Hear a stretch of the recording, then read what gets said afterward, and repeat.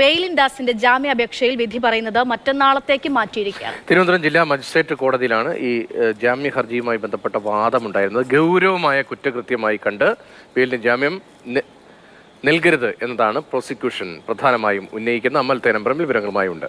അമൽ, ഇത് പ്രോസിക്യൂഷന്റെ മുന്നോട്ട് വയ്ക്കുന്ന വാദം എങ്ങനെയാണ്?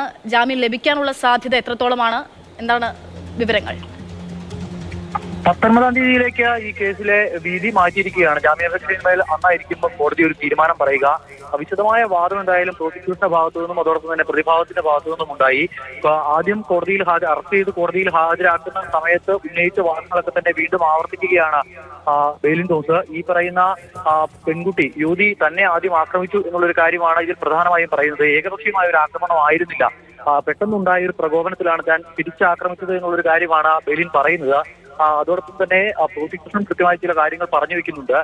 ഇപ്പോൾ ഈ പ്രതിയെ പുറത്തുവിട്ടിട്ടുണ്ടെങ്കിൽ പെൺകുട്ടിയുടെ രഹസ്യമൊഴി പോലും ഇതുവരെയും രേഖപ്പെടുത്തിയിട്ടില്ല. ആ ഒരു പശ്ചാത്തലത്തിൽ പുറത്തേക്ക് പ്രതി വന്നിട്ടുണ്ടെങ്കിൽ സാക്ഷികളെ അടക്കം സ്വാധീനിക്കുന്നതിലേക്ക് അത് നയിച്ചേക്കാം എന്നുള്ളതാണ് പ്രോസിക്യൂഷൻ പറഞ്ഞു വെക്കുന്നത്. ഈ വിഷയത്തിന്റെ ഗൗരവം കോടതി കണക്കെടുക്കുന്ന പ്രതീക്ഷിക്കുന്നതായും പ്രോസിക്യൂഷൻ പറഞ്ഞു. പ്രതിഭാഗം ഉന്നയിച്ച മറ്റൊരു പ്രധാനപ്പെട്ട വാദം, ഈ പ്രതിക്കൊപ്പം ഉണ്ടായിരുന്ന രണ്ടുപേർ, അല്ലെങ്കിൽ പ്രതി ഈ സംഭവം നടക്കുന്ന സമയത്തുണ്ടായിരുന്ന രണ്ട് സാക്ഷികൾ, ആ രണ്ട് സാക്ഷികൾ നൽകിയ മൊഴി കോടതി ഗൗരവത്തിൽ എടുക്കണം എന്നുള്ളതായിരുന്നു പ്രതിഭാഗം പറഞ്ഞത്. ആ മൊഴി ഈ പറയുന്ന ബെയിലിന് അനുകൂലമായുള്ള മൊഴിയാണ് എന്നാണ് മനസ്സിലാക്കുന്നത്. അപ്പോൾ പ്രോസിക്യൂഷൻ അതിന് മറുവാദമായി പറഞ്ഞത്, ആ രണ്ട് പേരും, ഈ രണ്ട് സാക്ഷികളും ഇദ്ദേഹത്തിന്റെ കീഴിൽ ജോലി ചെയ്യുന്ന ആളുകളാണ്. അതിനാൽ തന്നെ ആ മൊഴിയെ ആ തരത്തിലേ കാണാവൂ എന്നുള്ളൊരു കാര്യം പ്രോസിക്യൂഷൻ പറഞ്ഞു. കോടതി എന്തായാലും വിശദമായ വാദം കേട്ടു. കഴിഞ്ഞ ദിവസങ്ങളിൽ ഈ കേസ് പരിഗണിച്ചിരുന്നത് മജിസ്ട്രേറ്റ് കോടതി നടക്കുന്നതാണ് എങ്കിൽ ഇപ്പോൾ 12-ാം നമ്പർ കോടതിയിലേക്കാണ് കേസ് പോയത്. അതിനാൽ തന്നെ രാവിലെ പരിഗണിക്കേണ്ടിയിരുന്ന കേസ് ഫയലുകളും മറ്റുമൊക്കെ എത്താൻ വൈകിയതിനെ തുടർന്ന് ഉച്ചയ്ക്ക് ശേഷമാണ് പരിഗണിക്കപ്പെട്ടത്. എന്തായാലും വിശദമായ വാദത്തിന് ശേഷം 19-ാം തീയതിയിലേക്ക് വിധി പറയാനായി ഇപ്പോൾ മാറ്റിയിട്ടുണ്ട്.